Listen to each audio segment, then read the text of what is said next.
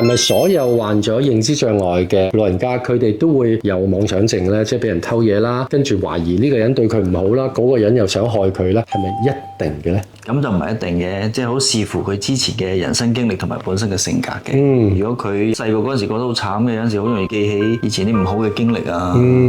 咁啊，因為通常最唔開心嘅嘢入得腦最深啊嘛。咁視乎佢嘅經歷，通常佢啲行為問題都係同佢以前啲經歷有啲關係，點樣抽絲剝繭揾翻個原因咯。我媽媽就好中意話人偷嘢嘅。咁同埋佢就好中意咧嗰啲卷裝廁紙咧，一嚿嚿佢就攝晒喺身，攝晒喺床度，話覺得係嗰啲錢嚟嘅。咁每一次揾唔到咧，佢會話你偷佢嘢嘅。呢啲行為我哋喺醫學上有冇嘢可以幫到佢哋冇咁嚴重嘅咧？係嘅，因為佢都有陣時都令屋企人好煩惱，因為佢覺得係真嘅嘛。因為成日揾唔到嘢，覺得人哋偷咗佢啲嘢咧，其實都係認知障礙一個典型嘅症狀嚟。因為有呢個症狀咧，尤其佢就當然成日都怪菲傭或者係新抱啊嗰啲。咁除咗容易家嘈弊之外咧，咁如果佢懷疑菲傭偷佢啲錢就難講啦。如果尤其偷佢啲內衣褲啊，咁大家都知可能性好低嘅。